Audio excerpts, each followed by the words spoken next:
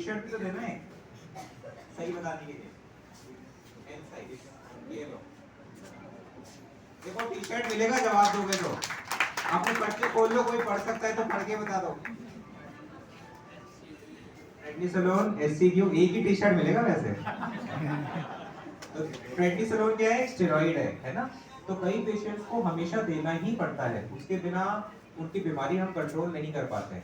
बीमारी कंट्रोल करना ज्यादा इंपॉर्टेंट है, साइड इफेक्ट को हम मॉनिटर करते रहेंगे। हाइड्रोक्सीक्लोरोक्विन ये कौन लेता है? इनके अलावा हाइड्रोक्सीक्लोरोक्विन रात को लेनी होती है गोली। 1 2 अब सबको ध्यान आ रहा है, 3 4 है ना, वो याद है। तो कमल अपनी बीमारी का नाम बताओ ताकि लोगों को पता चले क्या है, अगर तुम्हें दिक्कत ना हो तो। मेरे एसएलई की बीमारी है, नेफ्राइटिस लूपस है, और मैं 2012 से इस बीमारी से लड़ रहा हूँ।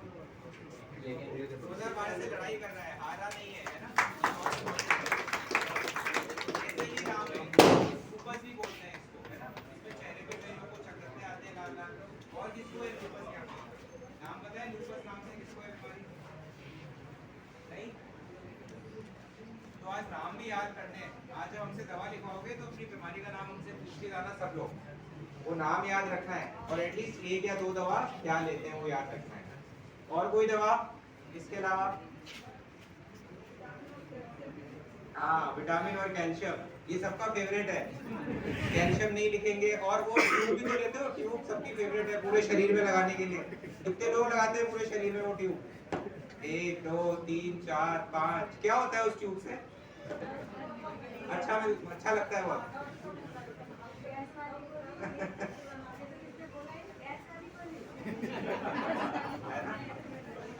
तो गैस की गोली, कैल्शियम की गोली ट्यूब लगाने सबकी फेवरेट है। कई बार कुछ दवाइयों से मन को अच्छा लगता है तो इसलिए भी देते हैं, और कई बार वो एक्चुअली फायदा भी करती है। कैल्शियम इसलिए देते हैं ताकि हड्डियां मजबूत रहे। गठिया अगर लंबा चलेगा तो हड्डी कमजोर होने के चांसेस होते हैं, फ्रैक्चर होने के चांसेस होते हैं। फिर हम कुछ दवाइयाँ देते हैं, उसके साथ भी कैल्शियम देते हैं। अच्छा ये बताओ, खाने में कैल्शियम किससे मिलता है? दूध दही से। दूध से। और दूध के अलावा दही। कौन कौन दही नहीं खाता है? डर के मारे नहीं खाते। क्या होता है बताओ?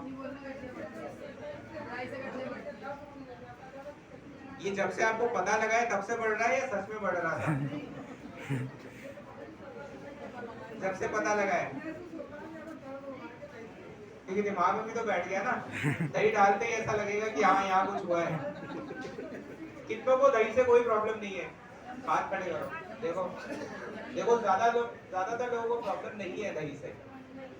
अगर बार बार खा के आपको लग रहा है हो रहा है तो आप बंद करो, नहीं तो दही बहुत अच्छा है, पोषण के लिए अच्छा है, कैल्शियम मिलता है। और किससे मिलता है कैल्शियम? तो अगर आप खाने से ही कैल्शियम ले लेंगे तो एक गोली कम हो जाएगी आपकी। नहीं, पनीर, दाल, चने से, वेरी गुड। तो आपको भी एक टी शर्ट देते हैं, इतने सारे आइटम बता दिए उनको एक और विटामिन डी किससे मिलता है? सूर्य से। कब? सुबह, शाम, दोपहर? सुबह से। तो बैठते हैं सुबह दोपहर? बैठते हैं नहीं बेटा। और किसी से मिलता है विटामिन डी? संतरा से? विटामिन सी मिलता है सर अंडे अंडे में भी सारे विटामिन नहीं। है किसमें? फिश। मुझे सुनाई दिया फीस। ऐसे रहो तो विटामिन डी अच्छा मिलता है। और कितने बजे बैठने से विटामिन डी ज्यादा मिलता है? टाइम नहीं पता। सुबह 8 बजे।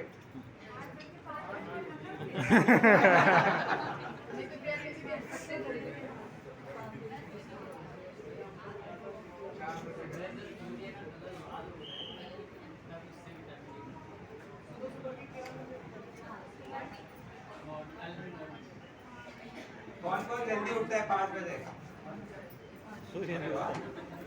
5 बजे। आज हम लोग सीख के जाएंगे आपसे कि 5 बजे उठना है। नहीं दीदी, तुम कितने बजे उठती हो?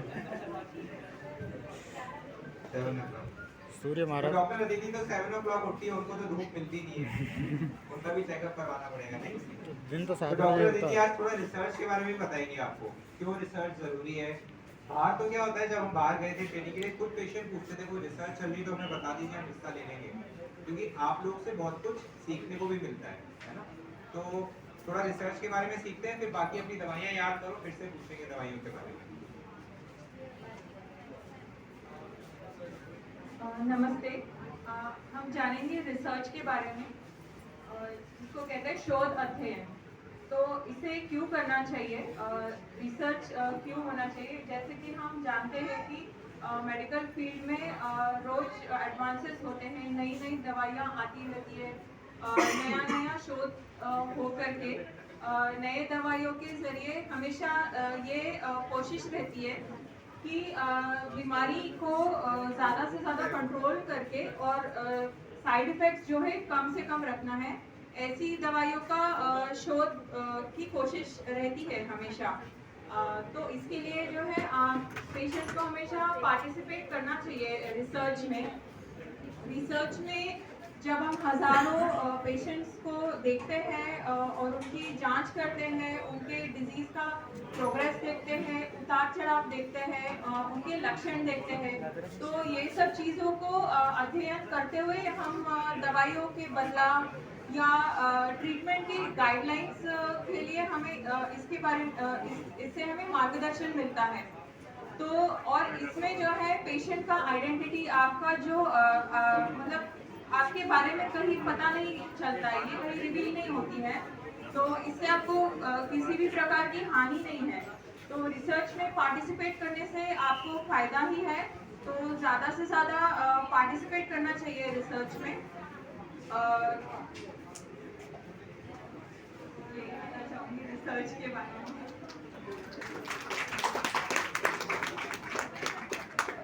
आप लोग ये सोचते रहते हैं ना, क्यों खून ले रहे हैं, क्यों खून ले रहे हैं, है ना। तो उससे साइड इफेक्ट के अलावा जो लोग रिसर्च में, कुछ लोग हैं यहाँ पे जिनको रिसर्च में इंजेक्शन भी लग रहे हैं, आजकल इंजेक्शन भी मिलने लग गए रिसर्च के, तो वो इतनी महंगी महंगी दवाइयाँ होती थी 40,000 50,000 रुपए की, बट रिसर्च की वजह से उन पेशेंट को फ्री मिल पाती है। और साइड इफेक्ट्स की चिंता तो हमें उसमें भी होती है, तो वो हम मॉनिटर करते हैं, है ना। लेकिन आप जब तक हाँ नहीं भरेंगे तब तक हम जबरदस्ती आपके साथ नहीं कर सकते हैं, है ना। बिना मंजूरी के कुछ भी करना गलत है। तो इसलिए कई लोग से साइन भी लेते हैं हम लोग। कई लोग जिनको सिस्टेमिक स्क्लेरोसिस है, वो लोग ऑलरेडी रिसर्च में पार्टिसिपेट कर रहे हैं, तो इससे काफ़ी फायदा मिलता है, सीखने को मिलता है और कुछ नया करने को मिलता है। क्योंकि किताबें तो कब तक सिखाएंगी, किताबें तो आप ही लोग से बनी है। आप जो आज कंट्रीब्यूट करेंगे, आज से 10 साल बाद हो सकता है कुछ नया ट्रीटमेंट आ जाए, क्योर आ जाए। सबको यही लगता है ना कब जड़ से खत्म होगी, वही खोजबीन करनी बहुत जरूरी है। चलो अब सवाल आप लोग पूछेंगे, जिसके सवाल अच्छे होंगे उसको प्राइज मिलेगा, ठीक है। तो हाथ खड़े करिए, कोई कौन सवाल पूछना चाहता है। सवाल पूछना जरूरी है, नहीं तो अंदर सवाल पूछना अलाउड नहीं होगा फिर जब दवा लिखवाने आएंगे। वहां वाले सवाल भी, हाँ चलो आप पूछो।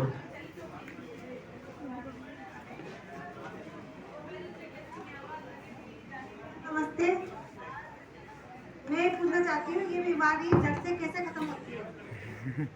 जवाब कौन देगा? क्योंकि ये बीमारी बहुत लंबी होती है।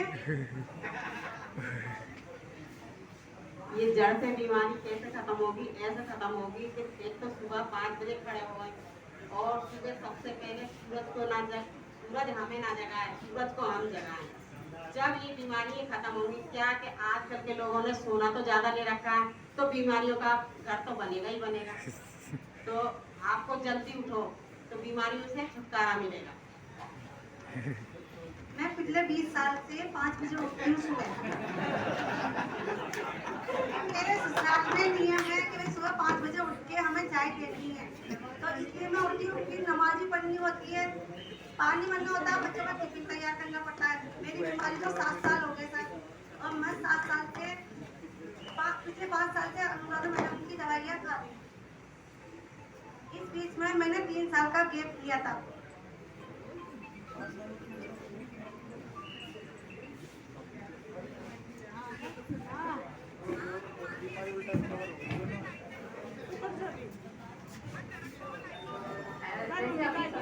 बताया, अभी तक तो ये बीमारी जड़ से खत्म नहीं कर सकते, और जो रिसर्च हो रहा है और अगर आप भी कॉन्ट्रीब्यूट करें उस रिसर्च में भाग से, तो हम इसका उपाय ढूंढ सकते हैं कि हम इसे जड़ से कैसे हटाएं। तो ये जड़ से हटने वाली बीमारी अभी तक नहीं है, इसे कंट्रोल किया जा सकता है, इसको हम रोक सकते हैं। जैसे कई बार डायबिटीज, हाइपरटेंशन, थायराइड की बीमारी होती है लोगों को, लोग आराम से सालों साल इंसुलिन ले रहे हैं, इंजेक्शन भी लेते रहते हैं, दवाइयाँ भी लेते रहते हैं। तो ये उसी प्रकार की बीमारी है, जिससे आप दवा लेंगे तो आप कंट्रोल में रख सकेंगे बीमारी को, और अगर आप नहीं लेंगे तो बीमारी बढ़ सकती है। बट इसका चल रहा है रिसर्च कि कैसे इसे जड़ से हम हटा सकते हैं। और ऑब्वियसली आपको आसपास के अपने, जैसे उन्होंने कहा, सुबह जल्दी उठना, एक्टिव रहना, एक्सरसाइज करना, सही खान पान करना, इससे भी हम बहुत हद तक इस बीमारी को कंट्रोल कर सकते हैं। और हाँ, धूम्रपान ना करना किसी भी तरीके से। कई बार पेशेंट बोलते हैं नहीं हम तो बीड़ी नहीं पीते, हम तंबाकू खाते हैं, वो भी एक प्रकार का धूम्रपान ही है, तो उसको बिल्कुल बंद करना है। तो पहले क्या है, आज से 20 साल पहले तो इलाज ही अच्छा नहीं था, अब एटलीस्ट इलाज अच्छा है, लोग अपनी नॉर्मल लाइफ जी पा रहे हैं। अब आर्थराइटिस, ऑटोइम्यून डिजीज कई प्रकार के होते हैं, उसमें से कुछ प्रकार ऐसे होते हैं जो खत्म भी हो जाते हैं, जैसे इन्फेक्शन के बाद वाले गठिया, वो 3 महीना 1 साल चलते हैं, ठीक हो जाते हैं। सार्कोइडोसिस नाम की बीमारी है, कुछ लोग कहते हैं वो 2 साल 4 साल चलती है। एक फीवर के साथ वाला आर्थराइटिस है, वो कुछ लोग का 40% लोग का 4 साल में ठीक हो जाता है। फिर तवा गठिया हुआ है, वो ठीक हो जाता है। तो अलग अलग टाइप के आर्थराइटिस हैं जो अलग अलग समय पे ठीक होते हैं, पर ज्यादातर जितने भी ऑटोइम्यून बीमारी हैं उनको हम जड़ से निकालना नहीं जानते हैं, क्योंकि वो जेनेटिक है। बट लेकिन एक बार आप अच्छा महसूस करते हैं, तो आपने भी देखा होगा कुछ दवाइयाँ हम आपके कम भी करते हैं, कुछ दवा हटा देते हैं, पहले ज्यादा दवा थी फिर कुछ कम कर देते हैं, तो वो बीमारी के ऊपर है। एक बार आप अगर स्वस्थ रहने लग गए हैं, 2 साल तक कोई तकलीफ नहीं हुई, 3 साल तक कोई तकलीफ नहीं हुई, तो धीरे धीरे दवा कम करके भी देखते हैं, क्योंकि एक बार आजमा के तो देखना पड़ेगा। हो सकता है कोई तकलीफ ना आए, हो सकता है तकलीफ आए, तकलीफ आएगी तो वापस दवा शुरू कर देंगे, पर डरना नहीं है। और दवा नियमित लेनी है, जब डॉक्टर अपने आप कम करेंगे, उनको लगेगा कि बीमारी अच्छी है, आपको भी लगेगा बीमारी अच्छी है, तो दवा कम करके भी देख सकते हैं, है ना? आप में से कई लोग होंगे जिनको शुरू में बहुत दवाइयाँ चलती थी, अब धीरे धीरे करके थोड़ी कम हो गई है, या डोज कम हो गई है, या पहले पेन किलर लेते थे अब नहीं लेते हैं। तो ये सारे फर्क आप धीरे धीरे बीमारी में देखने को आपको मिलेगा। और पूछिए सवाल, कौन पूछ, आप पूछेंगे, पूछिए।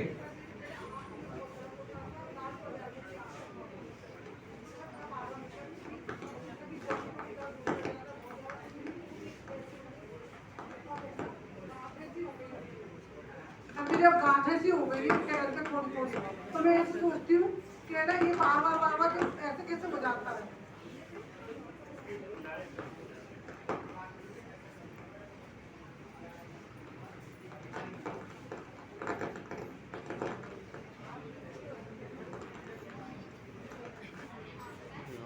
तो मैं ऐसे सोचती हूँ कि बार बार आंखें पहले तो सही हो गई, दवा के बारे में बता रहे